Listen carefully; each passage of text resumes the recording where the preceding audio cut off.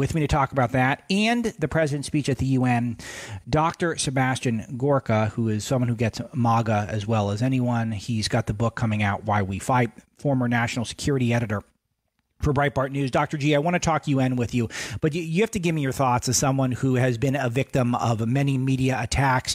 Surely you've never seen anything like this, though, because I certainly haven't. Give me your 30,000-foot view.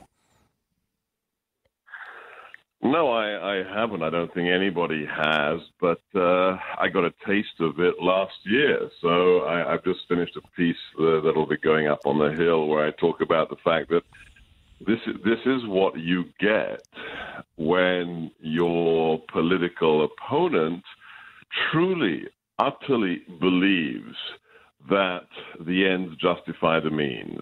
That's right.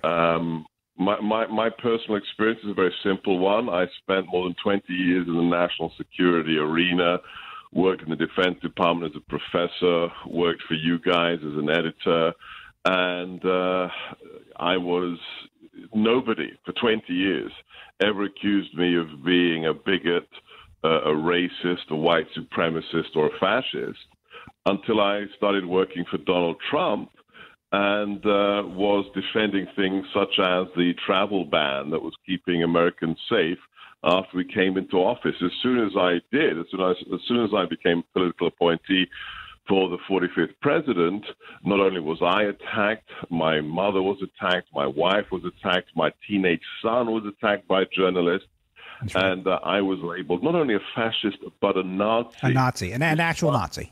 An actual Nazi. And if anybody, I mean, you have to smile. I mean, this stuff is disgusting, but you have to laugh because if you've ever read anything I've written, for example, about Israel and my stance with regards to Israel, calling me anything of that ilk is just absurd and laughable. But it doesn't matter. This isn't about reality. This is about narrative. It's the same with Kavanaugh.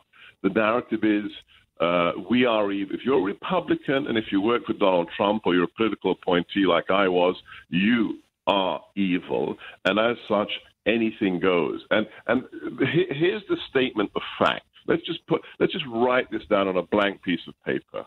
We have a man who has a sterling record all his life, personally and professionally, who apparently didn't even know a woman biblically and deep into his college years.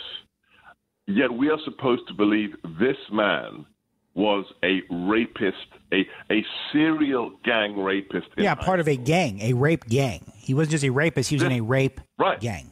Yes. This is what the Democrats are prepared to do. Yeah. And irrespective of, I don't know what the truth of the matter is. I have a very, very serious gut instinct about what the truth is. But even if any of it were true, what lessons have the Democrats given the rest of America? If you are a victim of any kind of sexual abuse, don't talk about it ever until a political party can use it as a political weapon. I mean, what kind of message is that? And secondly, whether or not there's any truth to it, which I doubt, we have now sent a chilling message to our sons, our brothers, our husbands, that you can walk through life constantly fearful of a career-ending political attack of this nature simply because you are a conservative or because you accepted a high-profile position that is politically determined. This is what the Democrats have wrought, and you are right, Alex. We should be ashamed that this is happening in America. We should. And I obviously can't count on the Democrats, Dr. G. As you noted, this is their ends justify the means tactic. I've used that exact phrase. And the other way that we've summed it up is that they consider truth a much lower value than political victory. They think political victory is the ultimate truth, is secondary. I'm not saying they wouldn't like both. Yeah. Harry Reid said it on camera. Yeah. Perfect example. Well, I made this false accusation about Mitt Romney's taxes. Not paying his taxes. And then he said, well, did he become, when he was challenged on that lie, he said, well, did he become president know. I mean, it's not a theory. You don't have to have a tinfoil hat on. The Democrats own this wholeheartedly and are proud. I mean, look, as a child of people who lived under fascism, my parents were children who suffered under Nazi occupation, then under communist occupation. I want to be very, very clear about this. The ends justifies the means philosophy leads eventually to the gulag and to the death camps. Yes. Okay. So, Dr. G, I want to ask you about, is there anything that you're hoping to see today in these hearings that are going to take place? Because I'm so over it. I know that it'll be a big news day and all the networks will be able to have a great boon in ratings and advertising, all that stuff. And I'm supposed to be a part of that, but I got to admit, I honestly don't care for that stuff. We're not, as ironically about Breitbart, you know this, having worked under my editorship, I'm not as obsessed with traffic as I think a lot of people would assume we are at Breitbart, because we are so well trafficked. It is mostly about getting out the right information. Is there anything that you could see that could potentially be productive today? Look, the only thing I would like to see, and again, as that story goes from the Reagan era, there is no room that Judge Kavanaugh can go to get his good reputation back. So that's right. At the end of the day, as one liberal commentator on TV said, disgustingly, but she was absolutely right, she said, whatever happens, whether he goes to the Supreme Court or not, Kavanaugh's obituary will include these accusations. And they're proud of that. Democrats are proud. Wow. They have besmirched a man of this caliber. The only thing I'd like to see is I'd like to see outrage. I'd like to see a spine be demonstrated by the GOP establishment. I'd like to see outrage, and I'd like to see the Democrats called out for their literally evil behavior. That's all I want to see. Yeah. So Dr. Sebastian Gorka is with me. Pick up the book, Why We Fight. He's a Fox News contributor as well. Dr. G, let us, I want to play a couple clips. The president gave an incredible press conference yesterday, I think, and it was one of my favorite moments of the presidency in a lot of ways. And I want to ask you about we're going to play some clips, and I just want to get your reaction to it. Let's go with 1M, Mr. Paul. This is him talking about Venezuela. Mr. President, Susan Lee from Fox Business. Did you reject a one-on-one meeting with the Canadian Prime Minister? Go ahead. Mr. President, just to finish really fast, you said also that you had a call to action to ask the leaders around the world to also end socialism. Would you like to be recognized as a Well, I wouldn't say that socialism has been working really well around the world. Okay, you can take a look at Venezuela as your number one, I guess the one that's most obvious. But you take a look around the world, socialism is not exactly riding high. Please. Thank you, Mr. President. Yeah, and so, Dr. G, there's a lot of speculation that Trump is sort of interested in maybe even some sort of military intervention in Venezuela, but I think it's worthwhile that the president does have some focus on it. I hope we don't get involved militarily there, but Venezuela is a disaster. It's one of the most oil-rich nations. I think per square foot, I think it is the most oil-rich nation on the planet, and yet there's a 5-day wait for gasoline there at this point. There are people eating dog food if they can eat anything at all, and then you see Maduro going to these fancy steakhouses by guys on the Food Network, and you start seeing that this is peak socialism. This is peak leftism. No, look, let's be very clear here. You know, I worked for the man. He's not going to militarily intervene in Venezuela or anywhere else. The only time we will use force is when there is a direct U.S. national interest involved. So, you know, the President Trump is never going to go neoconservative on us. Let's be very, very clear on that. With regards to the teaching moment, yes, absolutely. I think it was masterful. I mean, these are the things that we need to do constantly to remind everybody who thought Bernie Sanders was cool, everybody who was part of that millennial group who, when polled by the Victims of Communism Foundation, answered that they would like to live in a socialist America. Reagan was so prescient. The loss of liberty is always but one generation away, and as such, the president is absolutely right to constantly remind us of the human tragedy, the toll that was taken on human existence for the last, 101 years after the Russian Revolution, with over 100 million people killed and tens, if not hundreds of thousands of people enslaved in the name of Karl Marx and socialism. So yes, the press conference was masterful. I really don't know how he puts up with these absolute imbeciles that constantly barrage him with these inane questions. But on top of that, his speech was even better. I mean, gosh, what the UN speech was as good, if not better, than the speech he gave in Warsaw on our Judeo. I think it was better. I think it was maybe his best speech. There's so many sections that it's almost it's even better than stuff I could have cooked up because he is more economy of words. He was able to. I would like to compliment him by saying, I know self-serving that I could have written it myself, but actually I'm not as efficient. He uses economy of words because he's actually got, and I know that this is something that can be taken out of context, but he does have a little poetry to the way he speaks, where he is able to be more efficient with language in some ways. He's able to cut to the quick, and I think that's part of why I know that's mockable for those of you who don't like the president. You hear that and you're laughing to yourself, and that's fine. You guys can enjoy yourself, and I still appreciate you listening. Those of you who do disagree, but I do think it's worth noting that that's how people who support the president see what he says as cutting to the quick. Let's hear him talking about Canada, which I think is the next clip, Mr. Paul. I think it's 1N. Go ahead.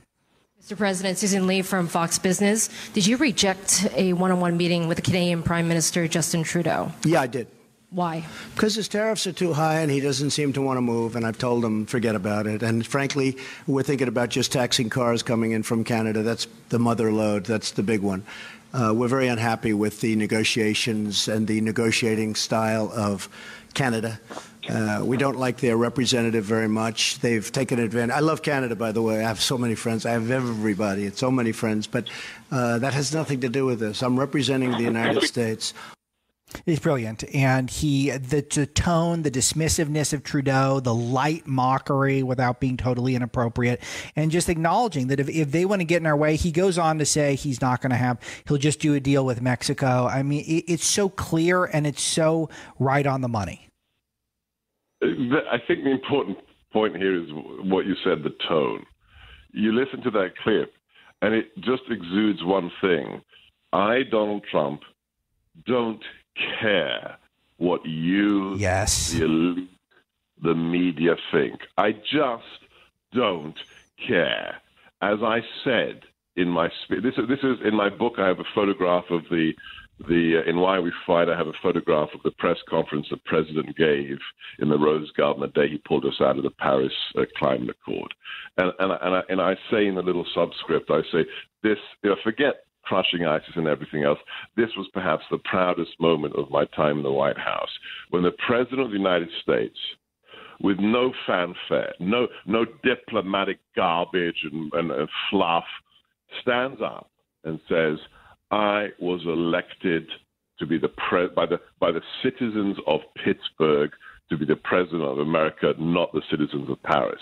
And that's what you heard in his tone. If Canada wants to behave like a spoiled child, if they want to punish us with their tariffs, how can you even call yourself an ally of America, let alone a friend, when you have almost 300% punitive tariffs on U.S. dairy products going into your country? Right. Well, guess what? This is what happens. And it was delicious. Yeah, it is delicious, and he does go on to say that he is thinking of taxing automobiles, and that would be the mother lode, I think is the word he used. Okay, so we've hit Canada, we've hit Venezuela. Allow us to hit North Korea. 1Q, Mr. Paul.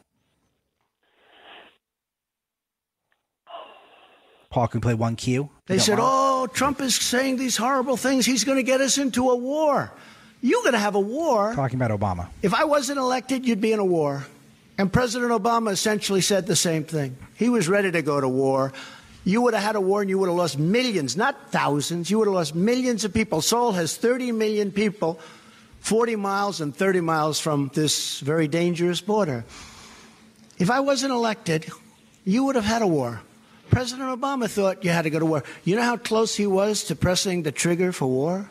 Millions of people. With me, nobody's talking about that. Nobody's talking about that. There's a funny thing here, Dr. G, and I think you probably have more color on this, having served in the national security shop over in the White House. But there's something interesting here that the Democrats, almost in their Trump hatred, Hillary Clinton, we saw this a lot during the campaign trail, the if Trump says it, it must be wrong mentality, that Trump has sort of co-opted the we're not going to get into any stupid, unnecessary wars where we're spending untold blood and treasure for for gains that are non-specific, that are hard to understand the way we did when the neocons were in charge of the Republican Party. We're kind of moving towards this place now where it almost seems like the Democrats warmonger from time to time in order just to be different from Trump. Yeah, they have a kind of reflex reaction, whether it's Hillary Clinton's beating the drum of impending war, or whether it's the flip side, Alex, whether it's the weakness that was demonstrated by Obama that basically invited Russia to do what it did in Crimea. When the president speaks in this way that is very intelligible to all Americans, you don't have to. I mean, he knows that the people who take the international relations theory classes at Georgetown, they almost always get it wrong. But you know what he knows in his gut as a kid from Queens? He knows that weakness invites danger. Weakness invites aggression. And let's go back in time just a year. What was the media saying about North Korea and Donald Trump a year ago? What were they saying? War. He's going to bring us into war. Well, right. Where has that gone? With the demonstration of strength, with the reassertion of American leadership, it disappeared in a puff of smoke. And the idea that the left is now angry at him for bringing peace, it tells you who they are. All right. And then so let's wrap up with Dr. G by playing. Let's play 1 R and S. Play these back to back, Mr. Paul. In the years since the deal was signed, Iran's aggression only increased. The regime used new funds from the deal to support terrorism, build nuclear-capable missiles, and foment chaos. Following America's withdrawal, the United States began reimposing nuclear-related sanctions on Iran. All U.S. nuclear-related sanctions will be in full force by early November. They will be in full force. This horrible one-sided deal allowed Iran to continue its path towards a bomb and gave the regime a cash lifeline when they needed it the most. They were in big, big trouble. They needed cash. We gave it to them. Dr. G, your thoughts? Very simply, it's like November 2016. His comments about what we're doing with Iran are the revenge of common sense. It's stunning that it is controversial for the media and for the left that Donald Trump says it is stupid, it is a bad idea to give the biggest state sponsor of terrorism billions of dollars. That is controversial, again, tells you how detached the swamp is and how we dodged a bullet in November of 16. And that's why what the events of the election of 40 days from now is so important. All the things he has achieved, from the economy to Iran to ISIS to the border, you name it, all of these are on the ballot, and they hang by a thread in the midterms. So if this appeals, if the common sense, the revenge of common sense appeals, then I think everybody knows what they have to do in November. It's Dr. Sebastian Gorka. He's the author of the forthcoming book, Why We Fight, available coming up here in just a week or two away, right, Dr. G? 10 days.